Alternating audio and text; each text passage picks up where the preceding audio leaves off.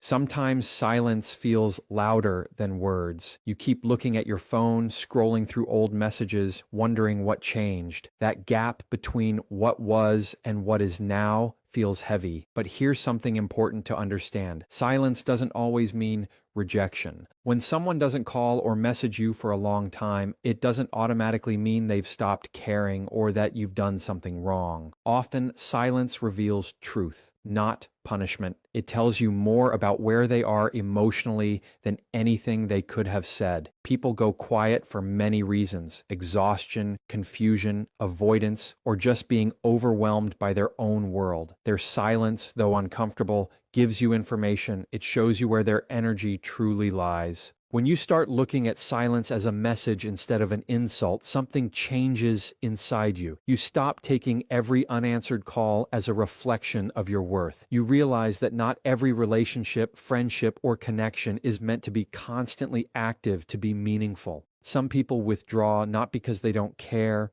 but because they don't know how to communicate what's going on inside them. Others pull away because they're not ready to meet you at the level of honesty or depth you bring. Either way, their silence speaks. It says, "This is where I am right now." That realization is powerful. It doesn't make the absence easier, but it makes it clearer. In those quiet spaces, you have two choices. You can fill the silence with stories that hurt you, or you can let it teach you something.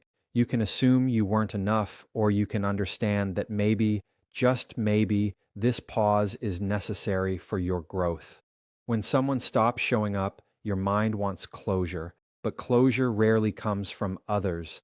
It comes when you decide that their silence doesn't get to control your peace. When you detach your self-worth from someone's attention, you reclaim your emotional power. That's what Jefferson Fisher talks about. Responding, not reacting. You learn to pause, breathe, and let people show who they are without you forcing clarity. The truth is, silence isn't always cruel. Sometimes it's just clarity disguised as distance. It shows you what's consistent and what's conditional. It highlights who values connection and who only values convenience. And when you see that, it hurts at first, but eventually it frees you, because silence doesn't just reveal who's missing, it reveals who's meant for you. If someone can go long periods without checking in, without caring where you stand, maybe they were never really standing with you in the first place. That's not bitterness, that's awareness. That's you waking up to patterns that no longer deserve your energy. Instead of chasing people who drift away, start choosing peace over panic. If they care, they'll come back with effort, not excuses. If they don't, then their absence was the answer all along. Let silence do its job. Let it reveal. Let it remove. You don't have to fill the gaps with constant outreach or emotional chasing. Sometimes the most powerful thing you can do is stay still, stay grounded, and let the truth surface naturally. And remember, silence doesn't reject you. It redirects you. It redirects your focus back to yourself, back to what deserves your attention. The absence of their message is not the absence of your value. It's a reminder that real connection doesn't vanish in distance. It holds steady. It stays. It reaches back. So when someone doesn't call or message you for a long time, don't let it make you question your worth. Let it show you who's capable of real presence, and let that awareness guide your peace. It's easy to fall into the trap of thinking that when someone doesn't reach out, it must mean you weren't enough. That maybe if you had said more, done more, or been a little different, they'd still be there. But the truth is, your value doesn't shrink because someone stopped showing up. Your worth isn't tied to how often your phone lights up with their name. It doesn't decrease when attention fades or communication slows down. What defines your value is who you are, consistent, caring, and genuine, not who chooses to recognize it. The problem is, when silence stretches too long, your mind starts replaying every detail, trying to find where you went wrong. But more often than not, their distance is about them, not you. It's about what they're capable of giving, not what you deserve to receive. When someone drifts away, it's not your job to shrink just to pull them closer. You don't need to chase or convince anyone to see your worth. That's not love, that's negotiation. And love respect, and genuine connection are never something you have to bargain for. The people who truly see your value won't need constant reminders or perfect timing. They'll show up because they want to, not because you beg them to. When someone doesn't call or message for a long time, it doesn't erase the good moments you shared, but it does reveal where the relationship truly stands. You can't measure your importance by someone else's consistency. Some people simply don't know how to hold on to something meaningful, and that's not a reflection of you. What Jefferson Fisher often teaches is emotional discipline, learning to stay centered when your feelings are trying to pull you into reaction. When you feel neglected, your instinct is to reach out, fix it, or get answers. But that's not peace. That's control disguised as concern. Real strength is being able to say, I don't need to chase validation to feel valuable. Because when you base your worth on someone's attention, you give them silent permission to decide how you feel about yourself. And that's a power no one should ever hold over you. So when the messages stop, when the calls fade, remind yourself, I am still worthy, still enough, and still whole. Their silence doesn't change that truth. It only exposes how fragile their effort was. There's a quiet confidence in not reacting. It's that moment where you choose not to double text, not to spiral, not to assume the worst. It's you understanding that someone's silence might be loud, but it doesn't deserve to drown out your peace. The people who truly care will make space for you even in their busiest seasons. And those who don't, well, they teach you the value of your own energy. You start realizing that being ignored is not the same as being invisible. You're still seen, just not by them. And that's okay, because the goal isn't to be noticed by everyone, it's to be valued by the right ones. So instead of wondering why they stop reaching out, ask yourself a better question. Why am I waiting for someone who's not waiting for me? That shift in mindset is where your power returns. You stop chasing temporary attention and start attracting mutual energy. You stop making excuses for their distance and start setting standards for what you deserve. Because when you truly believe in your own value, you don't need to prove it to anyone. Their absence simply becomes a reminder of what you'll no longer settle for. The truth is, your worth isn't up for negotiation. It doesn't fade because someone couldn't recognize it. It stays, it's steady. And when you live like that, grounded, confident, and self-respecting, silence stops being painful and starts being peaceful because you no longer need someone else's message to remind you of your value. You already know it, and that knowing is what keeps you free. Sometimes space is the very thing that gives us the clearest answers. When someone doesn't call or message for a long time, the silence creates a kind of emotional distance that at first feels uncomfortable, like something important is slipping away. But with time, that space starts to reveal things you couldn't see when you were too close, too invested, or too hopeful. Emotional space isn't always a punishment, it's a pause. It's that moment life gives you to step back and see things without the noise of constant connection. In that quiet, you start to notice who really puts in effort and who only showed up when it was easy. You begin to see what was real and what was routine. That's the clarity space creates, not from anger or blame, but from perspective. When someone goes quiet, it can trigger anxiety because it breaks your sense of certainty. You start asking questions like, did I do something wrong? Or did they lose interest? But here's what Jefferson Fisher would remind you. You don't need to rush to fill the silence with assumptions. That space isn't there to punish you. It's there to protect you. It keeps you from chasing what might not be meant for you.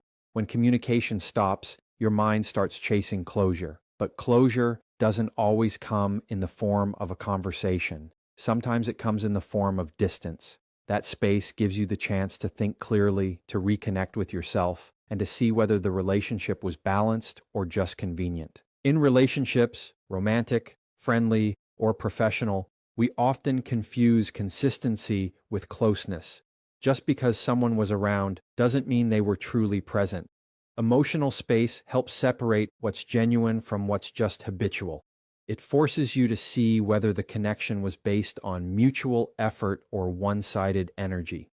And that's something you can't see when you're constantly in communication. The pause exposes what words were hiding. It shows you if someone values you only when you're available or if they respect you even when you step back. That's clarity. And while it doesn't always feel good, it's honest. And honesty is better than attention that fades when it's inconvenient. There's also something powerful about what happens inside you during that silence. You learn to sit with your feelings instead of rushing to fix them. You learn that not hearing from someone doesn't mean your world stops. You realize how much of your emotional stability depends on your own boundaries, not on anyone else's behavior. That's where emotional maturity grows. You become stronger not by ignoring the pain, but by understanding it. You start to see that time apart isn't an ending. It's information. It's your heart catching up with what your mind already knows.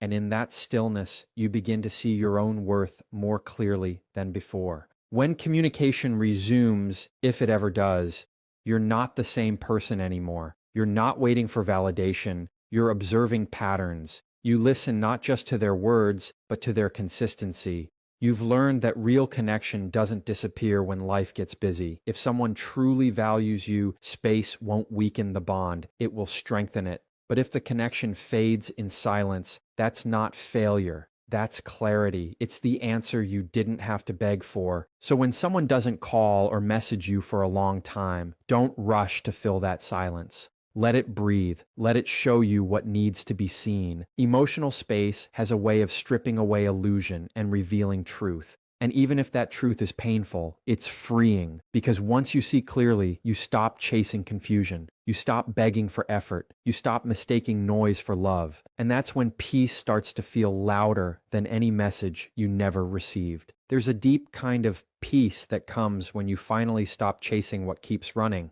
When someone doesn't call or message you for a long time, your instinct is to reach out, to fix it, to do something that bridges the distance. But chasing doesn't create connection. It creates imbalance. The more you pursue, the more you teach them that your effort is guaranteed and their effort is optional. And that's not love. That's exhaustion disguised as care. Choosing peace doesn't mean you don't care anymore. It means you've realized that peace is more valuable than forcing a bond that no longer feels mutual. Sometimes silence isn't rejection. It's redirection. It's life telling you, let them go so you can grow. Because peace isn't found in getting their attention back. It's found in not needing it to feel okay. When you stop chasing, something amazing happens. Clarity replaces chaos. You start seeing things as they are, not as you wish they were. You stop trying to interpret mixed signals and start trusting your own boundaries. You begin to understand that love doesn't have to be begged for, and respect doesn't have to be demanded. It's either given willingly or it's not real. When someone wants to talk to you, they will. When they value you, they'll make time, not excuses. And when they don't, chasing them only delays the peace you deserve. Choosing peace is hard because your heart wants to fix things, but your mind knows forcing connection only drains your spirit. Jefferson Fisher would call this emotional discipline, the power to pause instead of pursue. That pause is where you find yourself again. It's where you realize that silence isn't the enemy. Overthinking is. The moment you stop trying to fill the quiet with desperate messages or anxious thoughts, you start hearing your own strength again. You start realizing that you don't need constant reassurance to feel secure. You've just been conditioned to think that presence equals love, but real love exists even in space. It's consistent, it's patient, and it never needs chasing. When someone's silence feels heavy, remind yourself that you have a choice to react out of fear or respond with grace. Peace isn't found in getting answers from them. It's found in accepting that maybe you don't need those answers to move on. Choosing peace also means accepting that some people's role in your life was temporary. Their silence might sting, but it's also a message, one that says, my part in your story is done. And that's okay. Not everyone who starts with you is meant to stay until the end. When you cling to people who have already let go, you delay your healing. But when you release them with peace, you make space for new, healthier connections to enter. It's a quiet kind of strength, the kind that doesn't seek revenge or closure, but simply says, I wish you well, but I'm done chasing. That mindset doesn't come from pride, it comes from growth. The peace you choose now becomes the protection you'll thank yourself for later. You start noticing how good it feels not to over-explain yourself, not to overextend, not to keep showing up for someone who doesn't show up back. Peace feels like sleeping without anxiety, like checking your phone without disappointment, like finally breathing without waiting for someone to notice you. You begin to realize that you never lost them. They lost access to your energy, your kindness, and your consistency. That realization doesn't make you cold, it makes you clear. So don't chase what's drifting away. Choose peace, even when it feels unnatural, because peace is what lets you stand tall when everything in you wants to chase. It's what keeps your dignity intact when silence tempts you to react. It's what reminds you that sometimes the loudest statement you can make is your quiet decision to stop running after what was never meant to stay. When you choose peace, you don't lose. You win back yourself, and that's a victory nothing and no one can take away. Responding with grace is one of the hardest things you'll ever do when someone goes silent on you. Everything in you wants to react, to send that message, to ask what happened, to demand an explanation that makes the silence make sense. But reacting gives your peace away. Grace, on the other hand, keeps your dignity intact. When you respond with grace, you're not pretending the silence doesn't hurt. You're just choosing not to let it define your behavior. You understand that their silence speaks volumes, and you don't need to add noise to it. Grace isn't weakness. It's emotional intelligence. It's looking at the situation and saying, I can't control what they do, but I can control how I handle it. And that shift changes everything because your response becomes a reflection of your character, not their choices. When someone doesn't call or message you for a long time, your emotions can easily turn into frustration or resentment. It's natural to feel disappointed, even rejected. But here's where grace steps in. It stops you from mirroring their absence with bitterness. You don't match their silence with hostility. You meet it with maturity. That doesn't mean you keep waiting around or make excuses for their distance. It means you respect yourself enough to stay kind without staying stuck. Responding with grace might look like sending one calm message to check in, and if there's no reply, you let it go. No chasing, no blaming, no guilt. You release them with peace. Jefferson Fisher would say it's about emotional composure, staying steady when someone else's inconsistency tries to pull you off balance. Grace also helps you understand that people communicate based on their emotional capacity, not your worth. Some people disappear because they don't know how to express themselves, not because you don't matter. That doesn't justify their silence, but it helps you detach from personalizing it. Responding with grace means you stop taking their absence as an insult and start seeing it as information. You start thinking, if they wanted to reach out, they would. And if they didn't, that tells me what I need to know.